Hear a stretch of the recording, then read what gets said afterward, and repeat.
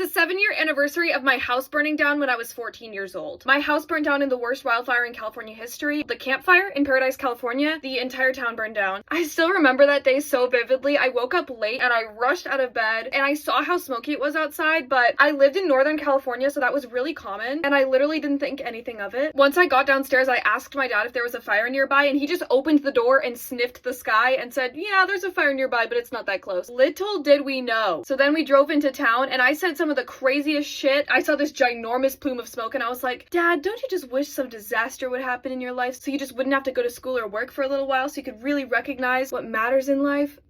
Bitch. My dad and I had a really deep convo because that's what he did, and then I ran in to high school. I was pretty much always 1 minute late and I always got detention for it. That morning was the last time where I was able to have the kind of worries a 14-year-old actually should have. Like, I was worried about how I didn't do my homework, how I was gonna have to do my homework in class. I was also going through a huge friend falling out at the time, but for whatever reason, while I was doing my homework in class, I left my phone on the table and I saw that my dad had texted the family group chat saying that we were being evacuated, and I immediately thought, I need to not be at school right now. I need to be helping my dad evacuate. He's incompetent.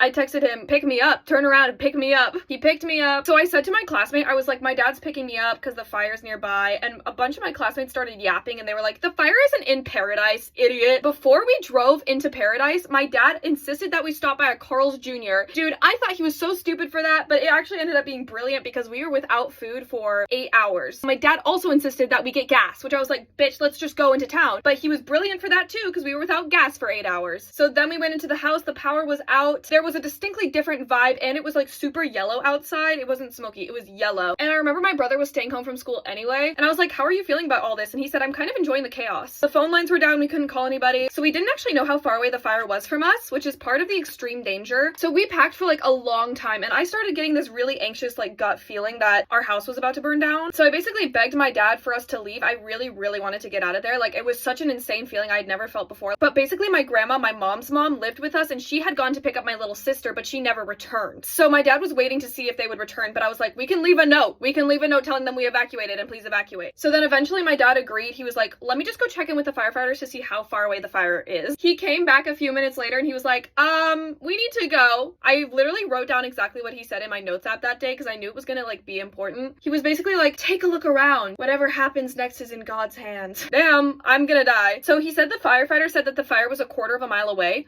which by the way, it was moving a mile a minute. So like by the time we left, like firefighters were banging on people's doors, like begging them to leave, and ash was falling from the sky and it was like so chaotic. So then we ran out of there like a bat out of hell, but there was really bad city planning in Paradise. So there were pretty much only 2 exits if I remember correctly. And they had said before that if they ever needed to do a massive evacuation like this, that not everyone would get out because of the city planning. There were just too many people, too many cars, too few roads. And that was the case. Some people did die en route to evacuation. Like, it was so grim. I was super blessed. I mean, it's such a hard, complicated situation, but I do want to say I was super blessed considering because my evacuation, it was 8 hours, but I was with my brother and my dad, so I was with people I loved and was comfortable with.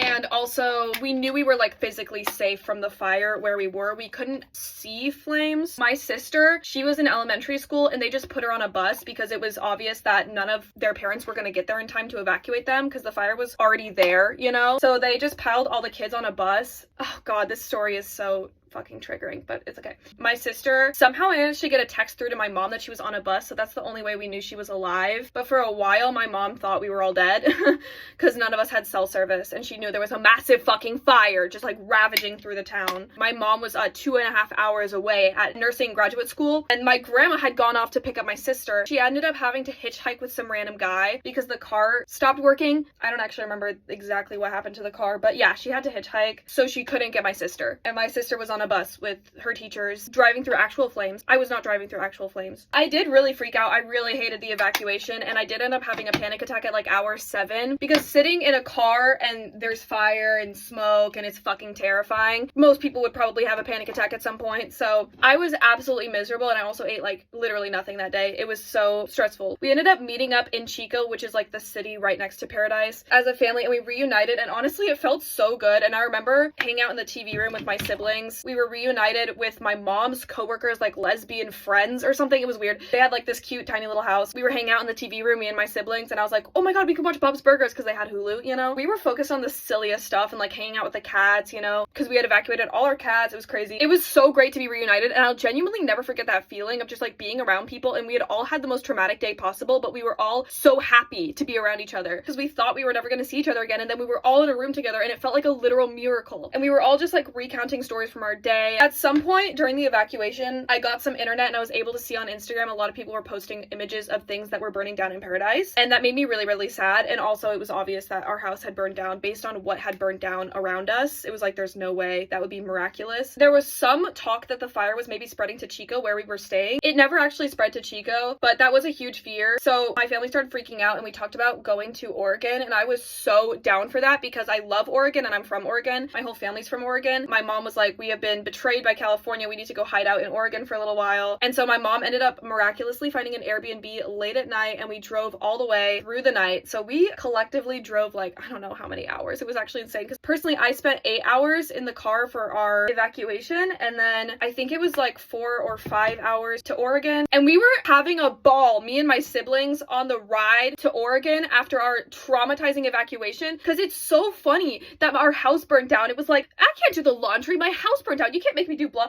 We were making so many stupid jokes about how our house had burnt down. Guys, that saved us. That truly saved us. This whole story is so crazy, and I'm not even telling it well. And also, I just want to say, every single anniversary, I think so much about the people who didn't make it out. Honestly, guys, I had terrible survivor's guilt for so long. Like, I didn't know why I survived. I didn't think I deserved to survive. I did not feel like I was contributing enough to the world to make it worth it that I lived and they didn't. My mental health was so bad for so long after the fire, and we were homeless for just under 2 months, and that was also traumatizing in its own way. And in a lot of ways, it like really teared my family apart because we were having conflict with each other a lot, but in a lot of other ways, we are so much closer for it. I mean, I feel closer to my family personally, but I also was a big bitch after my house burnt down. We all were big bitches after our house burnt down, to be honest. Ultimately, my house burning down was such a big trauma that I ended up not graduating high school normally. I got a GED when I was 17 because I could not do schoolwork anymore. I always was neurodivergent and had mental illness, but the fire kind of sparked up a whole new level of it for me, and I no longer could cope. And also, like, I was in fight or flight survival mode for so many months after the fire, maybe even a year, that I could not really focus on schoolwork because it felt so unimportant compared to living. I developed a very severe phobia of tornadoes after the fire, which I thought was in no way connected because it's not literally about fire, but every single time there was a cloud in the sky, I'd have a panic attack. I'm not even kidding. It was so severe. And one time we actually did get a tornado warning, and it was so traumatic for me. I also blame the fire for my eating disorder. I think it really sparked that alive. It sparked a lot of things alive. A lot of insecurities and mental health issues I had before were a million zillion times worse. And then COVID hit my sophomore year. So my freshman year of high school, my house burnt down. COVID hit my sophomore year of high school. I never got to have a normal high school experience, and I still have so many dreams where I am somehow back in high school because it feels like I never closed that chapter. It was so hard to find housing because there was just not enough housing in Chico for all of the refugees. It was a really hard time in my life, but at the same time, it felt weirdly normal. When I was actually homeless, I feel like we low-key coped with it kind of well. It was crazy because once I was technically safe when we were in a house, that's when everything else got worse for me mentally. I do want to say I'd never intended to stay in Paradise my whole life, and I'm really glad I honored that. I'm really glad I left Paradise and the Chico area because it is kind of triggering for me to be there, but I'm also like, shout out to the people who stuck around. I